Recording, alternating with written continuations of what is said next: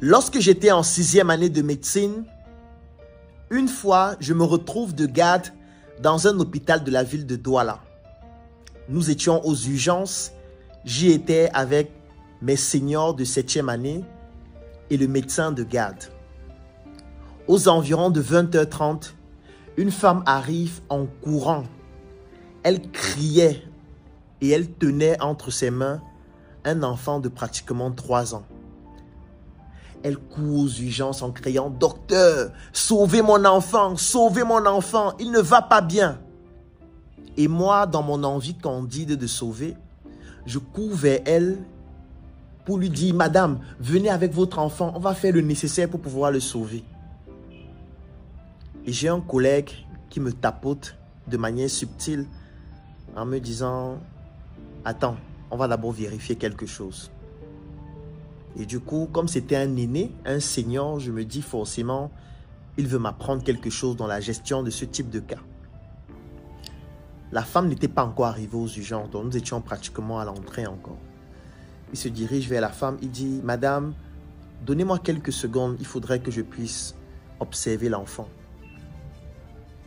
Il observe l'enfant, il vérifie les signes vitaux et directement, il fait comprendre à la maman « Mes sincères condoléances, votre enfant est décédé. » Et moi, ça m'a un peu choqué. Je me suis dit, mais est-ce qu'on ne devrait pas d'abord accueillir l'enfant, essayer de l'examiner au bureau du médecin? Mais je suis resté calme, je n'ai rien dit. La dame était traumatisée, elle était choquée. Elle dit, comment ça, docteur? Comment mon enfant est décédé? Essayez de le sauver. Et il lui dit, maman, rien n'est plus possible. L'enfant est décédé. Il est mort. Il ne respire plus, rien.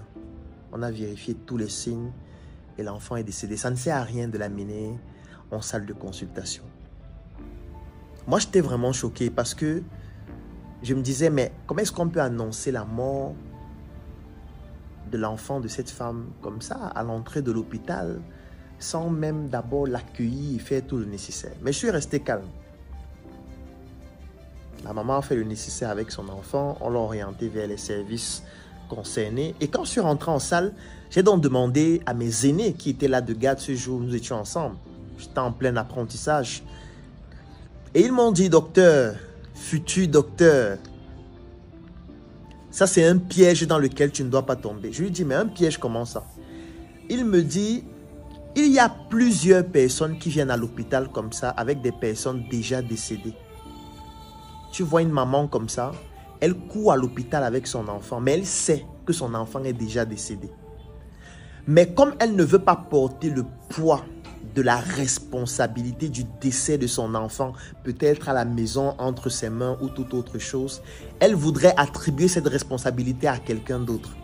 Donc, elle sait que l'enfant est décédé, elle court avec l'enfant aux urgences. Si tu es naïf, qu'est-ce que tu vas faire? Tu vas la recevoir, tu vas l'installer en salle de consultation urgemment. Tu vas mettre l'enfant, par exemple, sur le lit. Tu vas l'examiner. Peut-être c'est à ce moment que tu vas découvrir que l'enfant est décédé, entre les questions à poser, comment ça s'est passé, ainsi de suite. Et qu'est-ce qu'elle va faire? Parfois, je ne dis pas que ça se produit dans tous les cas, parfois elle va t'attribuer le décès de son enfant. Elle va te dire que c'est parce que tu n'as pas réagi rapidement. Elle va te dire que quand elle venait, l'enfant respirait, l'enfant allait encore bien. Mais comme toi tu as été lent, comme vous n'avez pas été assez réactif, comme la plupart des gens ont une mauvaise image du personnel médical, on va vous attribuer la responsabilité du décès de cet enfant.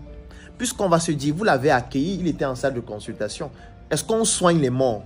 Ça veut dire que si vous l'avez accepté dans la salle, ça signifie que l'enfant vivait.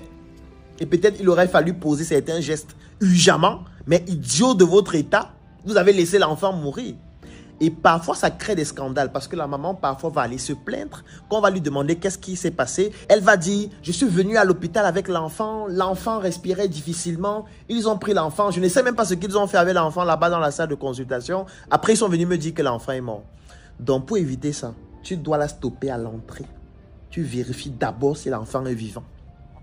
Si l'infirmière ne l'a pas fait, fais-le d'abord. Ne l'installe pas avant de découvrir que l'enfant est vivant ou mort. Ça m'a marqué Sauf qu'il y a un corollaire de cela dans la vie de tous les jours. Tu marches parfois au quotidien avec des personnes qui sont déjà décédées émotionnellement, décédées spirituellement. Parfois, tu acceptes des amis dans ta vie qui sont déjà décédés spirituellement. Parfois, tu sors avec une femme, tu sors avec un homme qui est déjà décédé spirituellement. Parfois, tu te maries avec quelqu'un qui est déjà décédé spirituellement. Et lorsque vous allez vous marier, lorsque vous allez vous mettre en couple, lorsque vous allez devenir des amis, cette mort spirituelle aura un impact sur ta vie. Et parfois, on va t'attribuer la responsabilité de ces conséquences-là. Ça veut dire, la personne est déjà morte spirituellement, mais lorsque vous allez vous mettre en couple, ça va t'affecter, ça va te pousser parfois à poser des actes qui vont faire en sorte que les gens se disent, mais depuis qu'ils sont ensemble là, tu ne remarques pas que tel a changé. Ça veut dire que lui, il est toxique. Parce qu'elle était bien avant, il était bien avant. Pourquoi depuis qu'ils sont ensemble, c'est maintenant qu'elle commence à manifester un certain nombre de choses? C'est maintenant qu'il commence à manifester un certain nombre de choses. Du coup, on t'attribue ça parce que tu n'as pas vérifié, tu n'as pas été vigilant pour te rassurer si la personne n'est pas déjà décédée sur le plan spirituel avant de te mettre en couple avec une personne décédée spirituellement, ce qui va avoir un impact puissant sur ta propre spiritualité. Je vais te donner mon numéro WhatsApp.